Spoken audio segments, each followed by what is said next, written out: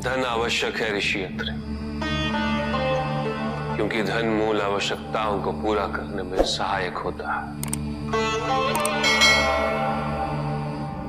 किंतु जब कोई व्यक्ति इच्छाओं को आवश्यकता समझने लगे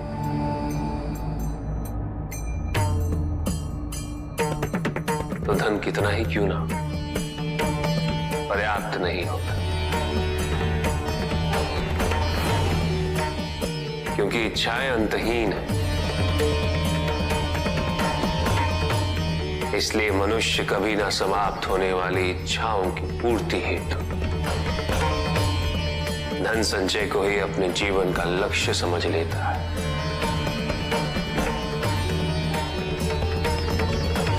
वो लोभी बन जाता है।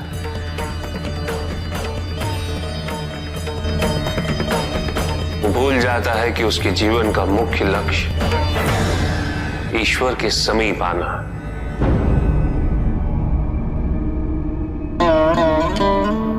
ऐसे लोभी व्यक्तियों को अपनी मृत्यु के समय भी यही दुख रहता है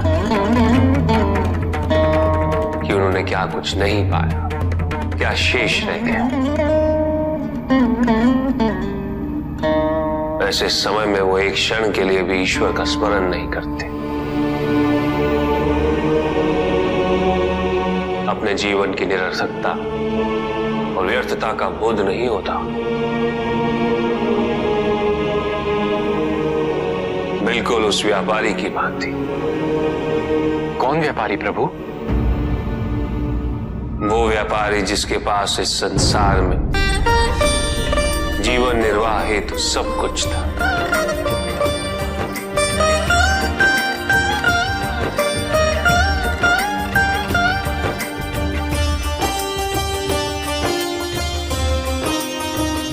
उसके पास घर था, छोटा था किंतु उसके परिवार के लिए पर्याप्त था। उसके छोटे से परिवार की आवश्यकताओं को पूरा करने हेतु भोजन व धन की भी कोई कमी नहीं थी, किंतु व्यापारी सदैव और धन संपत्ति संचय करने की चिंता में डूबा रहता था। सब कुछ होते हुए भी वो सुखी नहीं था, क्योंकि वो यही सोचता रहता था कि उसके पास क्या क्या नहीं। एक दिन किसी ने उसे बताया कि नारायण के वरदान से सब कुछ मिल सकता है। धन के लोभ में वो नारायण की तपस्या करने निकल पड़ा।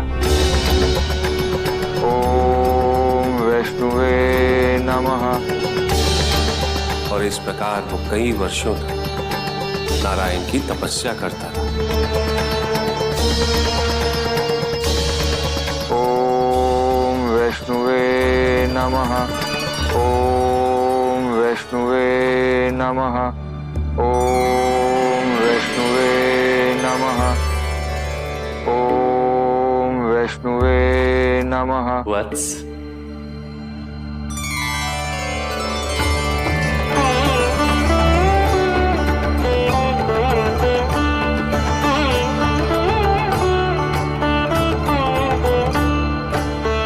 प्रणाम प्रभु।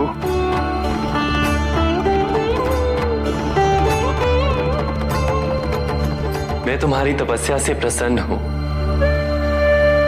मांगो, क्या वरदान मांगना चाहते हो? प्रभु, प्रभु मुझे समस्त संसार की भूमि चाहिए। संसार में जितना भी धन है सब मेरा हो जाए। क्या मैं तुमसे पूछ सकता हूं, तुम्हें इतना सब कुछ क्यों चाहिए? मैं सुखी रहना चाहता हूं प्रभु, और धन संपत्ति ही सुख का माध्यम है। किंतु संसार की परिभाषा हर किसी के लिए भिन्न होती है वत्स। कुएं में बैठे मेंढक के लिए वो उसका संसार होता है। तुम बताओ वत्स, तुम्हारे लिए संसार की क्या परिभाषा है?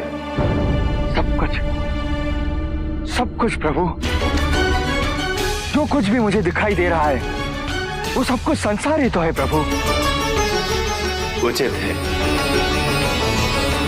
मैं तुम्हें वरदान देता हूं कि जितना भी संसार तुम अपने नेत्रों से स्वयं देख सको वो तुम्हारा होगा, किंतु जो तुम नहीं देखोगे वो तुम्हारा नहीं होगा। अब इस संसार का सबसे धनी व्यक्ति मैं बन जाऊंगा प्रभु, और सबसे सुखी भी।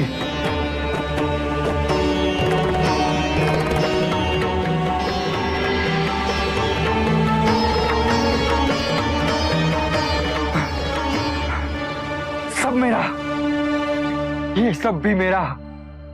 उसने सोचा यदि वो दौड़ के समस्त संसार को देख ले तो वरदान अनुसार सब उसका हो जाए। यहां से वहां, वहां से यहां, वो चारों दिशाओं में भागने लगा।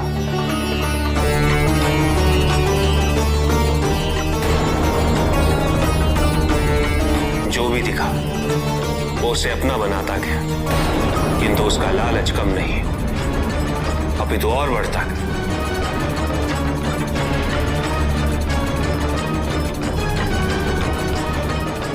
निरंतर भागते रहने के कारण शीघ्र उसका शरीर उसका साथ देने में असमर्थ हो गया।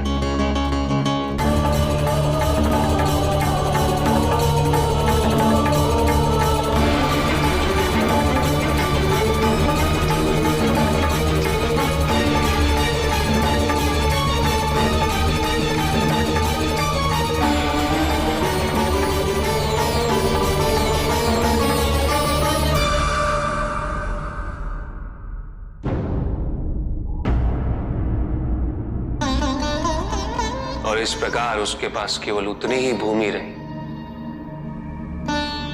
जिस पे उसका मृत शरीर पड़ा हुआ था।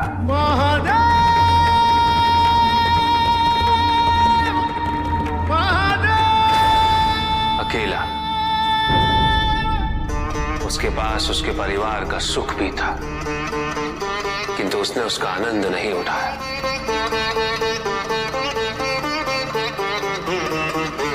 इसलिए सुखी जीवन हेतु धन की प्रचुरता नहीं, अपितु अपनी इच्छा और आवश्यकता में अंतर समझना अनिवार्य है। किंतु प्रभु, जो पहले से ही धनी हो उसे क्या करना चाहिए?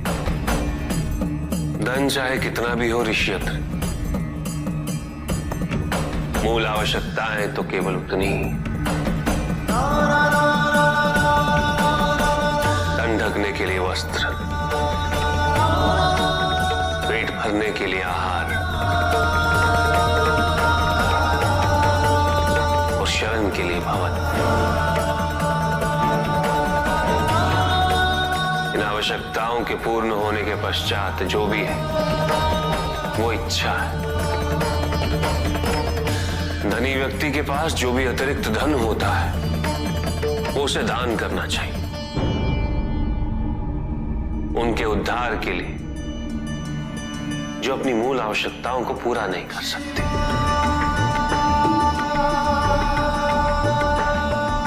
ऐसा करने से संसार में समानता होगी, द्वेष नहीं होगा, सद्भावना बनी रहेगी। किंतु कुछ व्यक्ति इस तथ्य को समझ ही नहीं पाते। उन्हें अपने एकत्रित किए हुए धन से इतना मोह हो जाता है कि वो उसका एक अंश भी किसी और को नहीं देना चाहते। धन आवश्यक है ऋषियत्र, क्योंकि धन मूल आवश्यकताओं को पूरा करने में सहायक होता है। किंतु जब कोई व्यक्ति इच्छाओं को आवश्यकता समझने लगे